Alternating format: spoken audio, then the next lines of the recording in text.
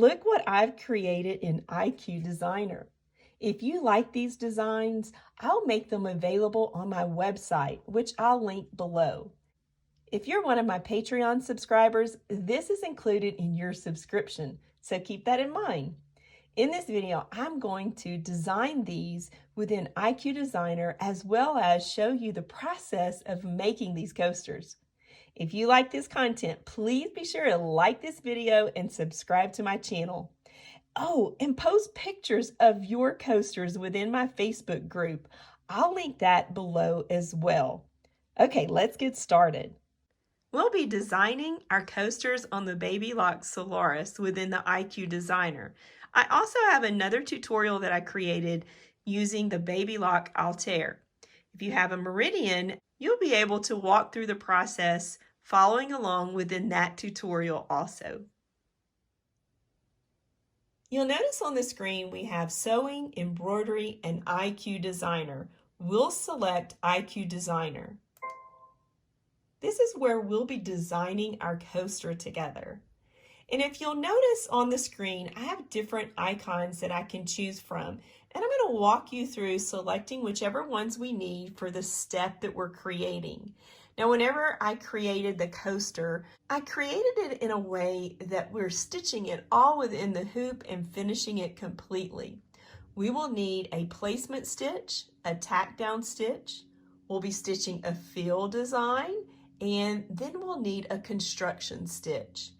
And our coasters are circular, so we'll get started by choosing one of the shapes that are built within our Solaris, and we'll find those shapes behind the stamp key.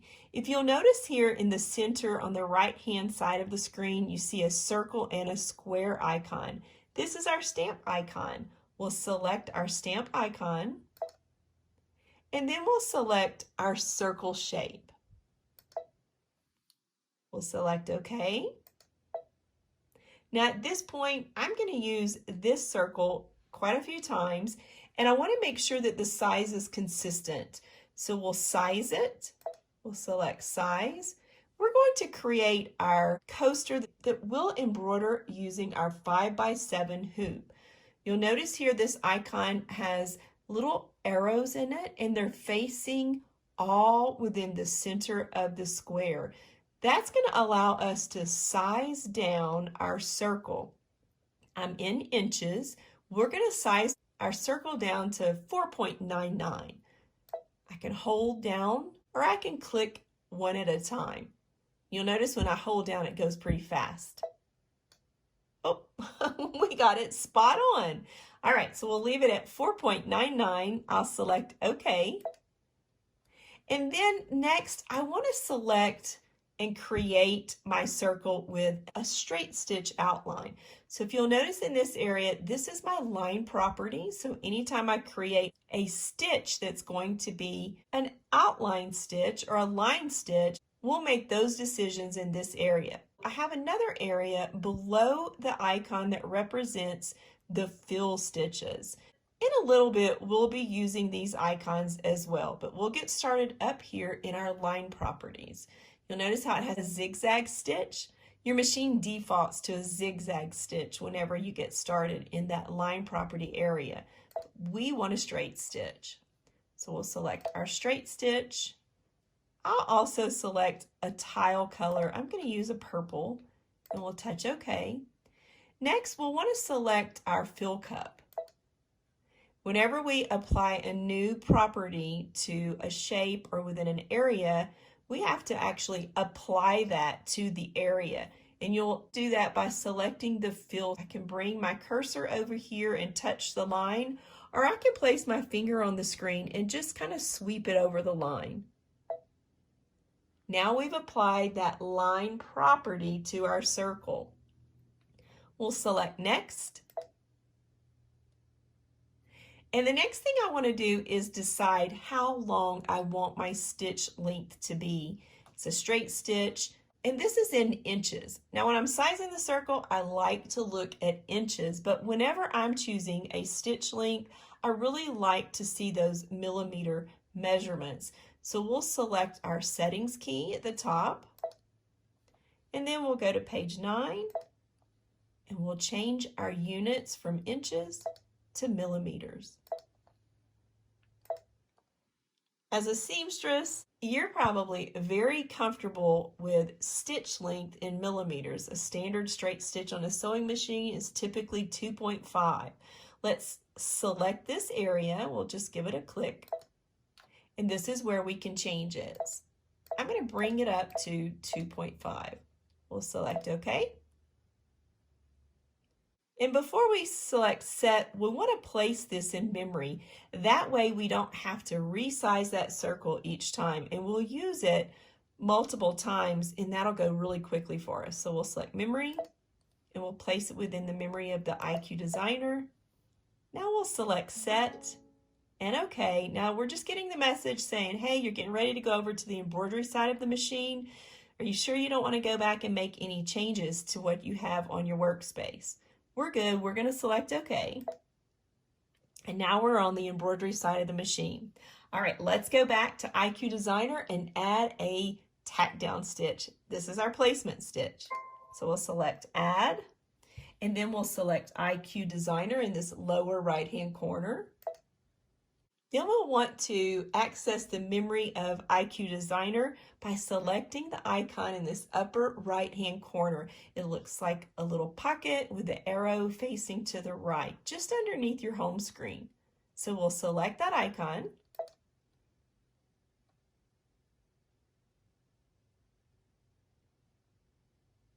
You can tell that I absolutely love designing in IQ Designer. What we want to access is this circle, so we'll grab that circle and we'll select OK. I'll select next. And let's change the color. Let's select the area right here where you see the purple and the straight stitch. And that'll bring up our color tiles. Let's use a green. We'll select OK. Select set and OK. And now we've brought our tack down stitch over to the embroidery side of the machine. Placement stitch, tack down stitch.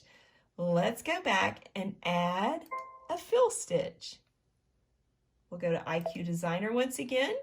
Let's go to our memory pocket. Let's bring that circle that we created back onto the workspace of our machine.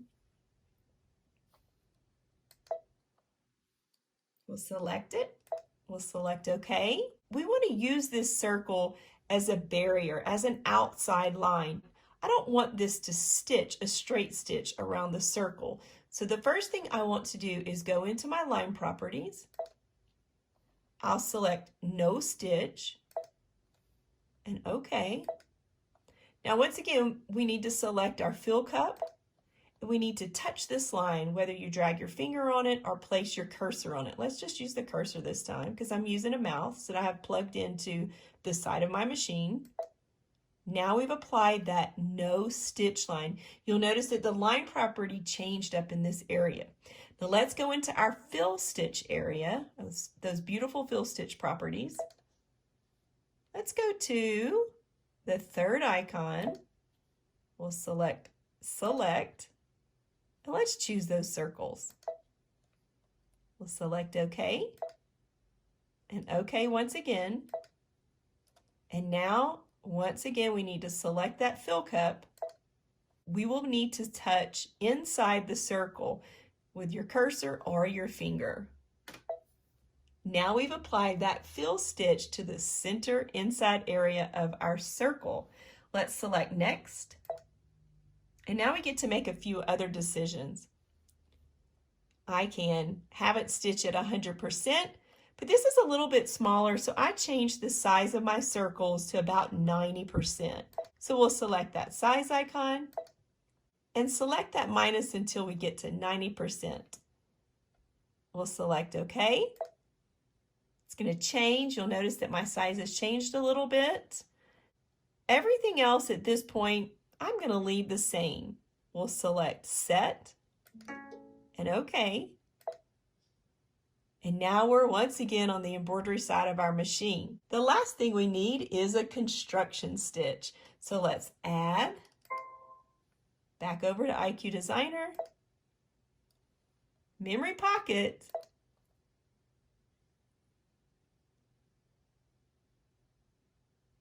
Select our circle. Okay. We'll select next. And I'll leave it purple this time. We'll set it and okay. And now you'll notice we're on the embroidery side of the machine. We have our placement stitch, our tack down stitch, our fill stitch, and our construction stitch. Let's select embroidery. Was it that easy? Before we begin stitching, let's place the design within the memory of the machine. Now we'll be ready to stitch more than just one. I also want to mention within the stitching part of this tutorial, I'm stitching on the baby lock Altair. Let's embroider our coaster together. You'll need your 5x7 hoop. I've hooped one layer of no show mesh cutaway. I also have some paper tape. We're going to use that when we construct it together. You'll want to choose a coordinating embroidery thread, whichever one you choose. You'll need one layer of batting that we've cut 5 3/4 by 5 3/4. You'll need one layer of fabric cut 5 3/4 by 5 3/4. This will be our front.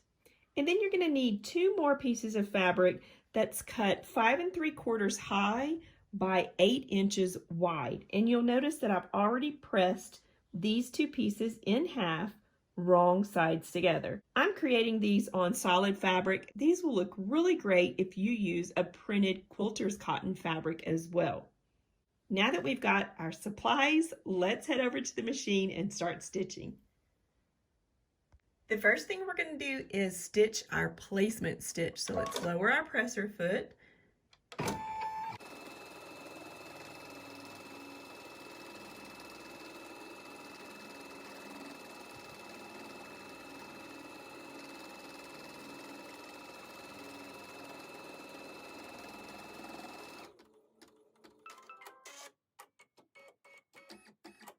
I also wanted to mention that I do have a pre-wound bobbin loaded within my machine as well.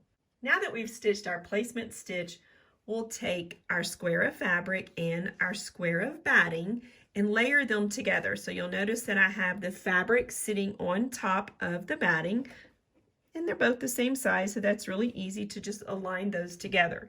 And I have the right side of my fabric facing up. Now as we place these on top and within our hoop, we need to make sure that we align it so that we have fabric above the circle, below the circle, and to the right and the left of our placement stitch.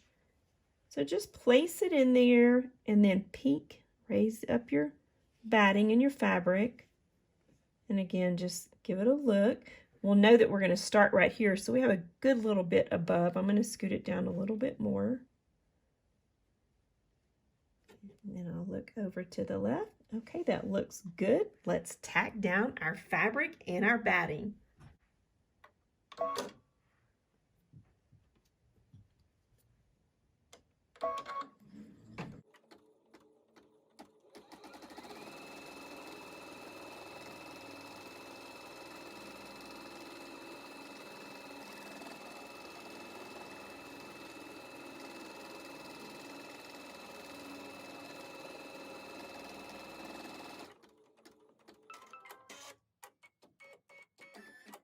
Next, let's continue to stitch our fill stitch.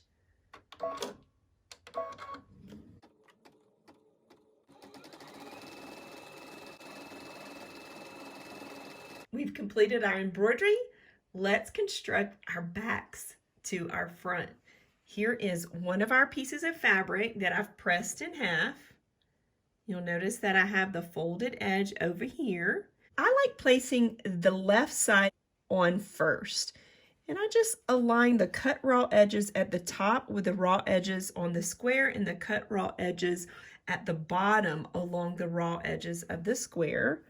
So as we get those aligned together, we'll just look and make sure that we have at least about 1/2 of an inch to the right of the needle. And then we'll take our second folded fabric, which is our other back, and we'll place it on top.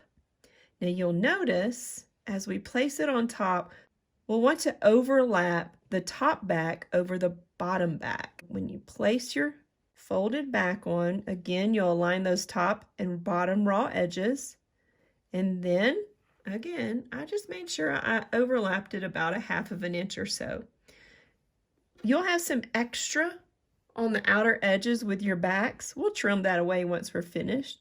I'll just scoot it over a little bit. I know I still have plenty.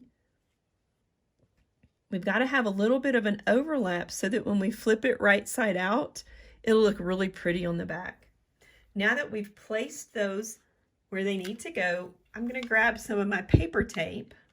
If you've ever done any construction within the hoop, you know that you have to be really careful as your embroidery foot comes around. If we don't place any tape in this area, the embroidery foot will come around and pick up the back, and then we'll have a bit of a hot mess. We'll take a piece of our embroidery tape, we'll place it right underneath that presser foot in the needle because we know it's going to start embroidering there. So I know when it starts stitching, it'll be stitching in the area where we've taped. And we'll want to do the same thing at the bottom of the fold. If you want to take a little peek, you can lift up. So here's that bottom of our circle, and that is definitely where it's going to stitch the construction stitch as well. So I'll put a little tape there. Now that we have that in order, let's lower our presser foot and stitch our construction stitch. Now in this process, you really want to pay attention. Don't go anywhere. Make sure you have your eyes ready just in case you need to touch stop real quickly.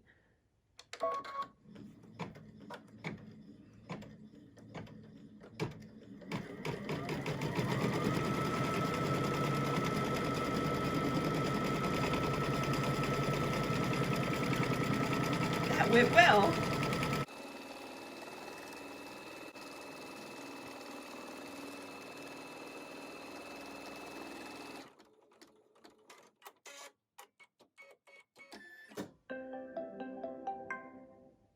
We're finished. We'll remove it from the hoop. We'll trim those outer edges, flip it, and press it.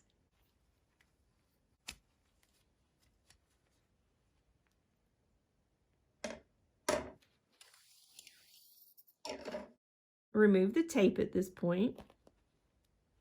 It's really easy to remove.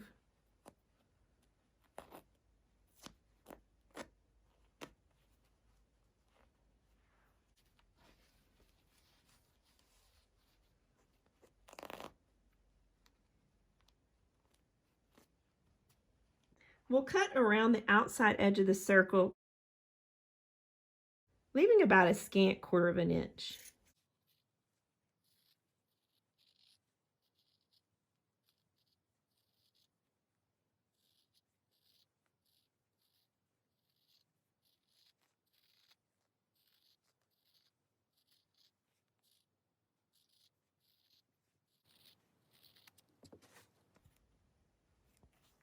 Now that we've trimmed, I like to also go around in the seam allowance area and do little snips, but be very careful not to get too close to your stitching line. We definitely don't want to compromise our stitches. This just really helps when we flip it right side out to get a prettier circle on the outer edge of the shape.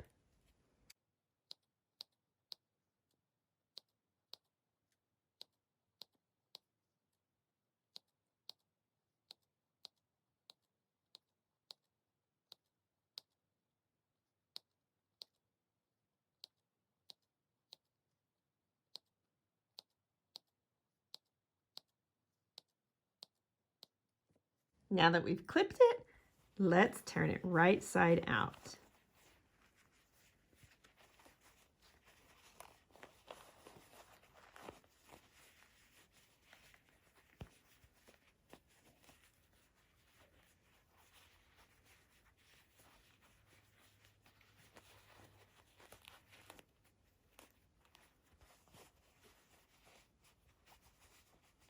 I recommend grabbing your favorite point turner, slipping it inside, allowing it to guide along those circular edges to really give you a pretty crisp outside edge.